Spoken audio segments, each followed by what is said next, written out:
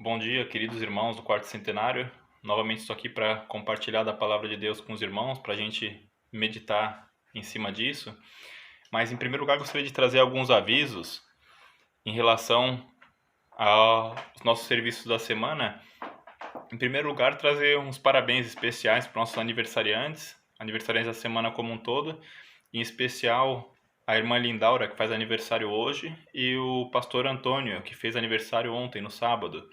Que Deus abençoe grandemente, que seja um dia especial para eles, que seja um ano de vida muito especial, cheio das bênçãos e do cuidado de Deus. Em segundo lugar, lembrar que estamos no mês de missões, então que os irmãos estejam orando por isso, que os irmãos estejam também colaborando através disso daí para que nós possamos expandir o reino de Deus, através de nossas finanças, através das nossas orações, estar contribuindo de alguma forma. Lembrando também que, em decorrência disso, nosso culto da noite terá a pregação da nossa irmã Juliana, nossa missionária. E, em terceiro lugar, lembrar também sobre a situação que a gente se encontra, situação de crise, que os irmãos têm acesso, se os irmãos estiverem padecendo alguma necessidade ou tiverem conhecimento de algum irmão que esteja passando necessidade, que comuniquem aos irmãos, especialmente do corpo diaconal, que estão encarregados da distribuição de cestas básicas, e também podem, se necessário, se acharem mais cômodo, falar com os irmãos do grupo de jovens também, que estão diretamente ligados com a distribuição, e de alguma forma a gente vai encontrar uma forma de ajudar, especialmente, em primeiro lugar, os domésticos da fé, para que a gente consiga passar por esse período tão difícil para todos nós. A gente consiga, através da igreja, estar abençoando os irmãos que estejam em qualquer necessidade, que possamos tomar parte nisso. A palavra que eu gostaria de trazer para que a gente meditasse hoje se encontra em Mateus 23. A gente lê o seguinte, de 1 a 12. Então falou Jesus às multidões e a seus discípulos, dizendo: Na cadeira de Moisés se assentaram os escribas e os fariseus. Fazei e guardai, pois, tudo quanto eles vos disserem. Porém, não os imiteis em suas obras, porque dizem e não fazem. Atam fardos pesados e difíceis de carregar e os põem sobre os ombros dos homens. Entretanto, eles mesmos nem com o dedo querem movê-los. Praticam, porém, todas as suas obras com o fim de serem vistos dos homens, pois alargam os seus filactérios e alongam as suas franjas. Amam o primeiro lugar nos banquetes e as primeiras cadeiras nas sinagogas, as saudações das praças e os serem chamados mestres pelos homens. Vós, porém, não sereis chamados mestres, porque um só é vosso mestre, e vós todos sois irmãos. A ninguém sobre a terra chameis vosso Pai, porque só um é vosso Pai, aquele que está nos céus. Nem sereis chamados guias, porque um só é o vosso guia, o Cristo. Mas o maior dentre vós será vosso servo. Quem a si mesmo se exaltar será humilhado, e quem a si mesmo se humilhar será exaltado. É um texto que eu gostaria de trazer uma meditação para a gente sobre um tema chamado A Glória de Deus, um tema que é muito prevalente, muito constante nas Escrituras, tanto no Antigo como no Novo Testamento, um tema que foi muito discutido durante toda a história da Igreja, é um tema que eu creio que tem muito que nos beneficiar o estudo desse tema em nossa vida espiritual. Então, em primeiro lugar, eu gostaria que orássemos a Deus que abençoe o nosso estudo de hoje e o nosso dia. Senhor Deus, graças te damos por esse dia, ó Pai, graças te damos por tudo que tem nos dado. Pedimos que nos abençoe especialmente agora que estamos entrando em Tua Palavra, ó Pai, no estudo da Tua Palavra, para que possamos tirar o maior proveito disso, ó Pai. Que tenhamos corações limpos, corações prontos a receber aquilo que tem a nos dar, ó Pai, que possamos cultivar em nós, em nosso coração, o amor, a sabedoria que encontramos em Ti, meu Deus. Esteja conosco, abençoe esse culto que estamos fazendo eletronicamente, ó Pai, através da internet. Abençoe que a palavra que seja falada possa atingir os corações mais necessitados e que possamos todos obter as bênçãos que têm separadas para nós no dia de hoje, meu Deus.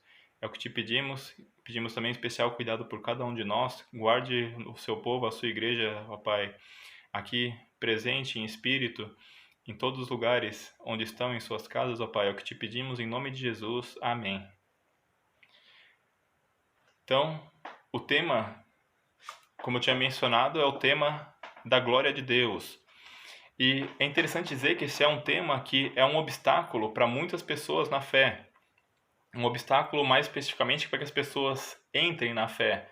Muitas pessoas afirmam que o Deus da Bíblia é um argumento muito comum, levantado por pessoas que são contra o cristianismo, que o Deus da Bíblia não é um Deus digno de louvor, porque ele age da forma diferente daquilo que ele exige de nós, criaturas. E como isso se exemplifica? Pelo fato de que se alguém age de acordo com a própria glória, é uma pessoa considerada egocêntrica, egoísta. Já a gente lê na Bíblia, a gente sabe que Deus é um Deus que ele exige toda a glória, ele criou todo mundo de forma a ser glorificado através disso. Então, a nossa criação, a criação de todo mundo, o objetivo final disso tudo é glorificar Deus. E Deus faz tudo pela sua própria glória, como a gente conhece nas Escrituras. E isso é uma pedra de tropeço para que muitas pessoas aceitem a Jesus Cristo. A gente sabe que essa não é a razão principal, logicamente, é um problema muito mais profundo, uma luta no coração que existe do pecador contra Deus, mas essa é uma desculpa muito utilizada por aqueles que não compartilham da nossa fé. Nós que compartilhamos da fé de Cristo, para nós é uma coisa natural, o louvar a Deus, o glorificar a Ele, é uma coisa que a gente faz semanalmente, é uma coisa que a gente faz diariamente, porque a gente entende o valor disso e a gente sabe que Ele é digno. A gente nem sequer chega a pensar muito sobre isso, porque para nós é instintivo até o fato de que Deus, ele é merecedor da glória que a gente oferece a Ele. E não somente isso, a gente sabe através da Bíblia que ele merece toda a glória, a gente sabe que Deus exige toda a glória, que ele possui toda a glória. E um quarto ponto que a gente vai falar mais adiante é o fato de que apenas ele consegue carregar o fardo da própria glória. Em primeiro lugar, sobre o fato dele merecer toda a glória, é algo instintivo, é algo que a gente reconhece da própria natureza, algo que o próprio senso comum nos indica. O fato de que ele é Deus, ele criou tudo e a própria natureza glorifica a Deus.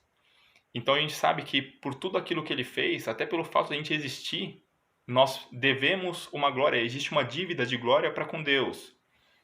Ao mesmo tempo, a gente sabe que ele exige toda a glória, através das escrituras a gente entende que ele exige toda a glória, e ele, ao mesmo tempo, possui toda a glória. O que aqui parece ser um ponto meio paradoxal, mas se a gente for parar para pensar, não é nenhum conceito estrangeiro para a nossa mentalidade. Porque, da mesma forma, se a gente for trazer um contexto de ofertas, por exemplo, um contexto monetário, a gente vê que Deus é criador de tudo. É criador de todas as riquezas. Ele criou os metais preciosos, ouro, prata, as pedras preciosas. Ele criou a terra, que dá os nutrientes que são vendidos, que produzem os frutos, que geram no final algum lucro. Ele criou o ser humano que, através da sua própria engenhosidade, consegue criar riquezas. Não existe nenhuma riqueza em todo o universo que não tenha sido criada pelo próprio Deus, de forma que ele é dono de todo mundo, ele é dono de toda a riqueza.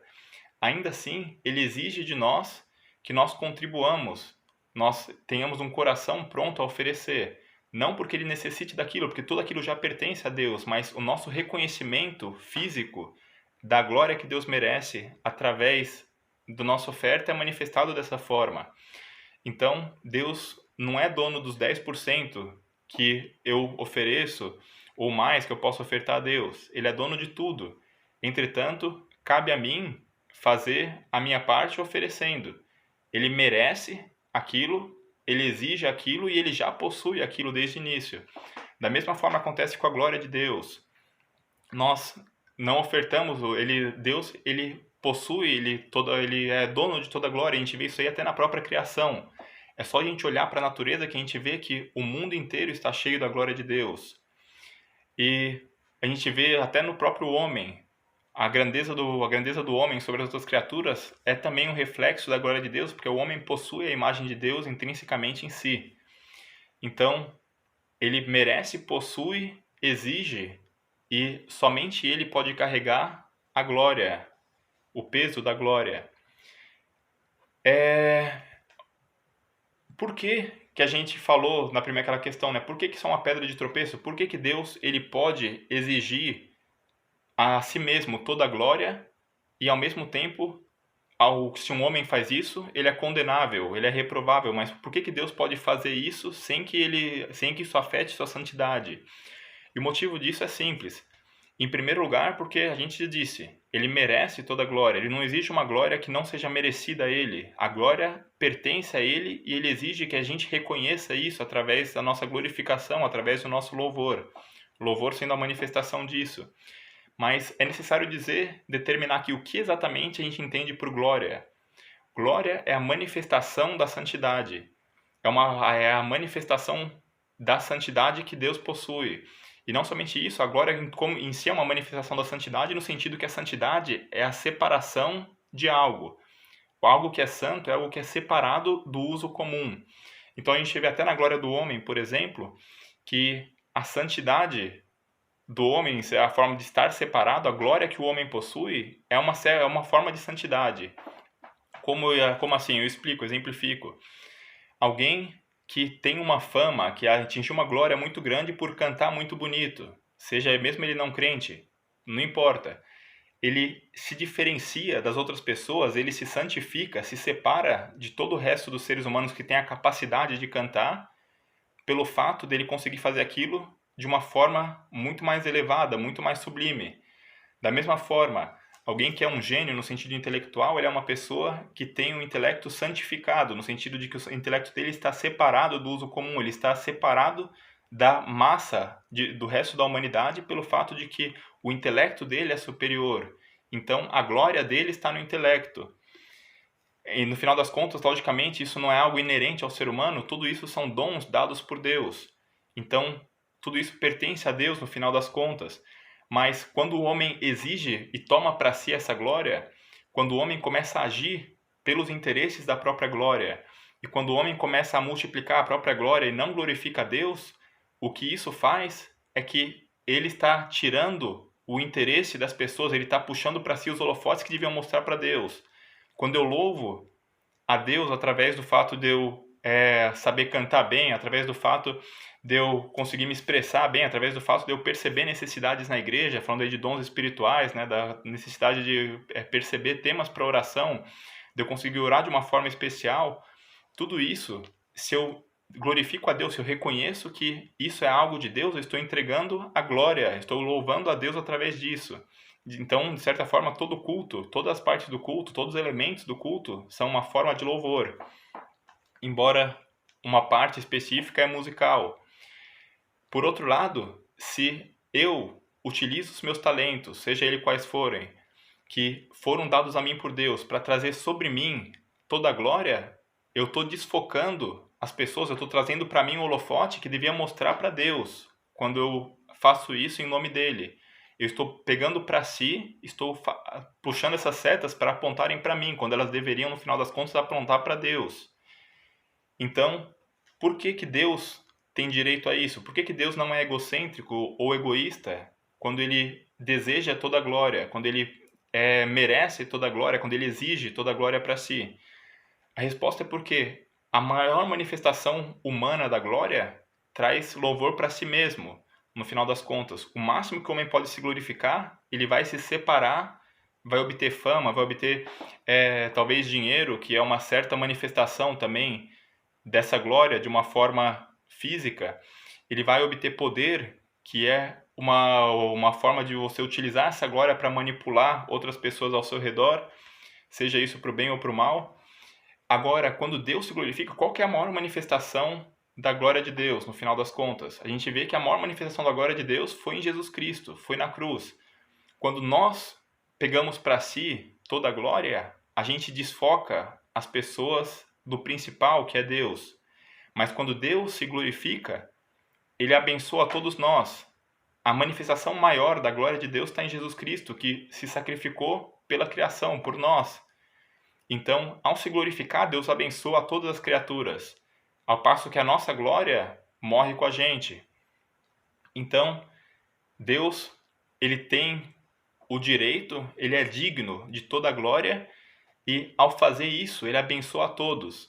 A glória de Deus, a manifestação da santidade de Deus através de Jesus Cristo, é algo que traz benefício a todas as criaturas de Deus, no final das contas. Uma capacidade que o homem não tem. quando ele quando ele segura para si a glória que pertence a Deus, isso só vai acabar causando danos a ele mesmo. E a gente sabe que é uma realidade isso. Quantas histórias a gente viu, quantas pessoas a gente conhece que foram destruídas pela glória, que atingiram fama, atingiram reconhecimento, atingiram um nível separado em alguma área de sua vida, seja como ator, como cantor, como uma pessoa de negócios, como um cientista, não importa. Essas pessoas atingiram, quantos exemplos a gente conhece de pessoas que atingiram esse nível e isso foi destrutivo, no final das contas, para a vida delas. E a gente sabe, inclusive, que o índice de suicídio, por exemplo, de pessoas que atentam contra a própria vida, entre pessoas famosas, entre celebridades, entre líderes, de uma forma em geral, é muito maior do que no resto da população. Isso também diz alguma coisa sobre nós. Diz alguma coisa sobre o fato de como a gente lida com a glória, no final das contas. A gente leu também, né, que a forma de certo também está escrito na Bíblia, em 2 Coríntios 4:7, que a gente carrega o nosso tesouro em vasos de barro, né?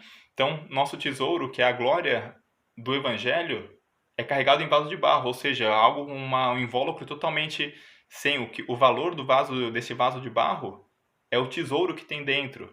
Mas quando a gente traz o valor para si, isso acaba sendo destruído, porque o barro é algo que é muito fácil de se quebrar.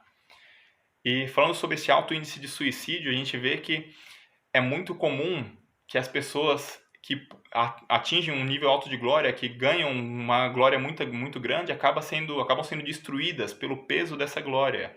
E é o que eu tinha dito anteriormente, que apenas Deus consegue carregar o peso da própria glória. Isso é um ponto muito interessante e que muitas vezes não é tão mencionado assim. Mas a gente vê que até um fato, né, que existe aquela frase que o poder corrompe. E pode-se dizer também que o dinheiro corrompe, pode-se dizer também que a fama corrompe. A gente conhece muitas histórias dessa forma. Pessoas que se glorificaram a tal nível que acabaram destruindo suas vidas, ou indiretamente, através de prostituição, de drogas, bebida, ou até mesmo de uma forma mais direta, como tentativas e realização mesmo do suicídio. Então, era de se esperar que se as pessoas estão tentando evitar o sofrimento e tentando atingir um reconhecimento, tentando atingir a felicidade através disso, ao chegar no topo, devia ser muito menor do que o esperado, do que o resto da população, a probabilidade de suicídio, mas na verdade é totalmente o oposto, que é um dado muito interessante. E a gente vê que a glória acaba corrompendo essas pessoas, porque elas não são capazes de carregar o peso disso. E aquela frase, né, que eu tinha mencionado, o poder corrompe, inclusive o Oscar Wilde ele complementava, né, que o poder corrompe e o poder absoluto corrompe absolutamente. A base, inclusive, do nosso sistema político, a democracia, é baseada nisso. É um preceito cristão. Por que é um sistema que é mais comum, é o melhor sistema, pode-se dizer assim? Pelo fato de que as decisões finais não estão baseadas numa única pessoa. Uma pessoa que detém poder, ela acaba inevitavelmente sendo corrompida pelo poder. Por melhor que ela seja, por mais moral que ela seja, o poder acaba corrompendo porque o coração já tem um nível de corrupção muito grande. Então a tentação é irresistível para o ser humano. Por isso que o nosso sistema de poder, o nosso sistema político, inclusive, reflete isso. Esse fato de que nenhuma pessoa é boa o suficiente para ter um nível de poder a ponto de controlar milhares, milhões de pessoas. Então, é mais fácil dividir esse poder entre várias pessoas, pelo fato de que há pessoas más e boas, mas uma vai acabar contrabalançando a outra no final. Nenhuma tem um poder muito grande e dessa forma se faz com que o potencial para o mal seja muito menor do que numa ditadura. O problema da ditadura não é o fato de não haver liberdade, por exemplo. Pode ser que haja liberdade individual, mas se for uma ditadura, se o ditador é amoral, as pessoas vão sofrer. Mas se a gente vai pegar, por exemplo, o céu não é uma democracia. No céu, quem é o soberano? É o próprio Deus, é Jesus Cristo. Não existe o voto no céu, não existe a representação política de cada pessoa. Existe apenas a soberania de Deus que está acima de todos. Mas lá é o paraíso. Por quê? Porque Deus é bom. E também porque não existe o pecado no coração dos homens para que eles possam novamente ser corrompidos. Mas o fato é que o poder concentrado na mão de uma pessoa a glória concentrada nas mãos de uma pessoa, o dinheiro concentrado nas mãos de uma pessoa em grande quantidade acaba corrompendo. Temos aí também na Bíblia o exemplo de Herodes, né, que diz que ele foi comido por vermes por não glorificar. Não se sabe, aí tem uma discussão se esse fato de ser comido por vermes foi uma coisa instantânea ou se refere a uma doença que levou um certo tempo, até desde que se manifestou até a morte dele. Mas o fato é que ele foi comido, foi digerido por parasitas, pelo fato mencionado na Bíblia, nos revelado pela própria Escritura, pelo não glorificar a Deus. E muitas vezes isso acontece muito antes, né? Com ele foi de uma forma literal, mas todos nós nossa alma acaba sendo comida por vermes, de certa forma, à medida que a gente não glorifica a Deus por aquilo que a gente alcança, seja isso pequeno ou grande. Muitas vezes uma pessoa pode ser corrompida por um nível muito pequeno de poder. Muitas vezes uma pequena fama é capaz de mostrar quem a pessoa é realmente, é capaz de destruir a imagem que a gente tem de uma pessoa. E mais adiante a gente fala sobre isso, né? Que esse verme na alma começa pelo fato de que a gente não glorifica a Deus, a gente não entrega, a gente não reconhece que os nossos dons vieram dele de uma forma em geral. A gente vê que a própria natureza não é assim, a gente vê que toda a natureza louva a obra de Deus. A gente vê que o canto dos pássaros, o som das ondas, tudo isso é um louvor a Deus porque elas fazem aquilo realizam aquilo pelo qual elas foram planejadas. Ao passo de que nós que somos carregadores da imagem de Deus, os seres humanos, nós muitas vezes não glorificamos, porque não damos a Ele o louvor que é devido, com as nossas ações, com as nossas palavras. E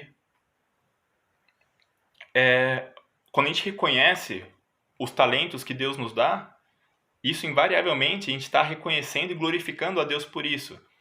A pessoa que reconhece que tem um talento dado por Deus, mas que reconhece que Ele é a origem de tudo, é uma pessoa que não vai ser destruída por esse fardo, porque ela passa o peso da glória para Deus. Ela reconhece que ela não obtém aquilo porque ela é boa, porque ela é especial, ela é separada. Mas se isso é verdade, se ela de alguma forma se diferencia, seja pelo fato como ela canta, seja pelo fato de como ela atua, seja pelo fato como ela consegue falar em público, seja como o fato como essa pessoa consegue lidar com os outros, como ela consegue lidar com seus negócios, tudo isso é um dom de Deus no final das contas.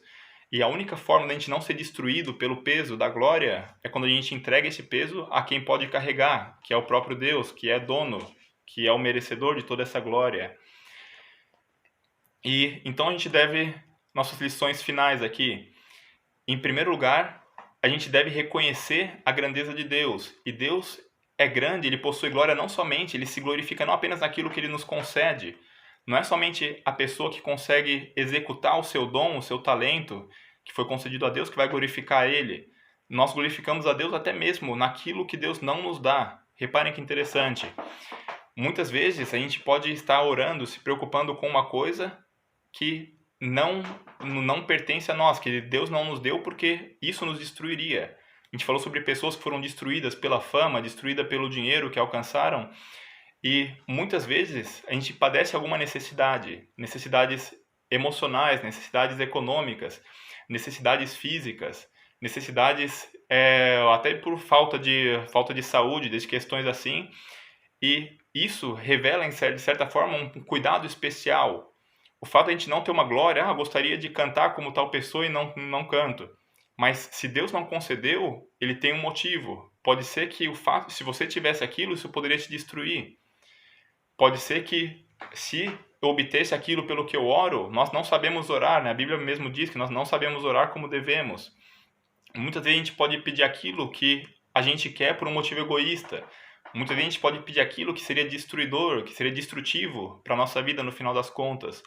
Então, Deus se glorifica até mesmo no fato de não conceder aquilo que a gente imagina que precisa, porque a gente não sabe que se a gente tivesse isso, talvez isso nos levaria à destruição, como a glória de algumas pessoas que a gente vê com tanta frequência na televisão, por exemplo, na internet, acabam sendo destruídas pelo peso dessa glória.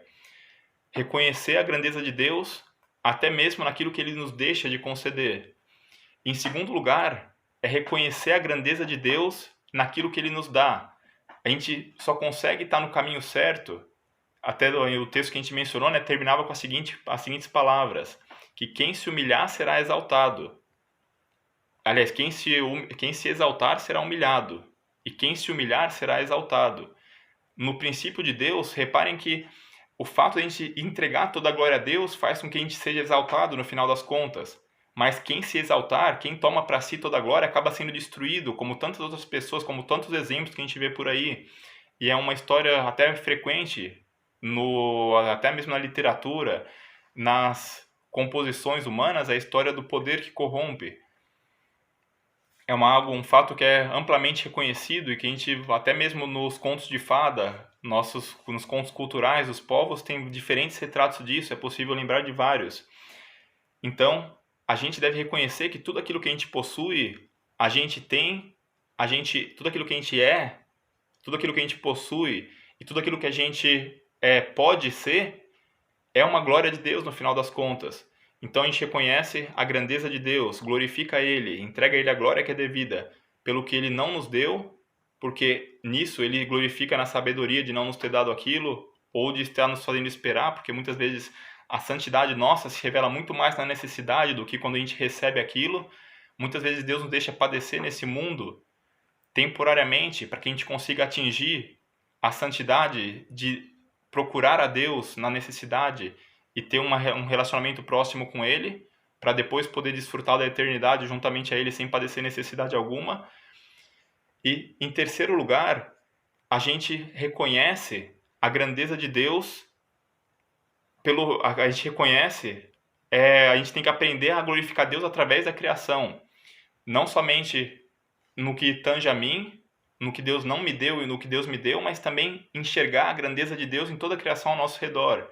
A gente consegue até mesmo, de certa forma, redimir coisas que são mundanas, coisas que são do mundo, através do nosso louvor a Deus.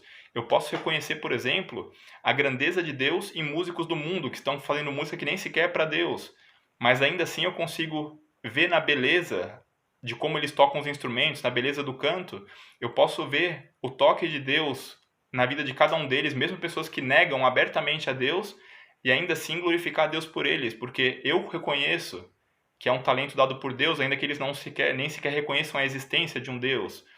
Então, algo que a gente consegue ver muitas vezes, a gente consegue ver até mesmo na natureza inanimada, traços da glória de Deus. Então, não há nada que nos consiga separar, no final das contas, desse conceito, dessa noção de que Deus merece e deve ser glorificado.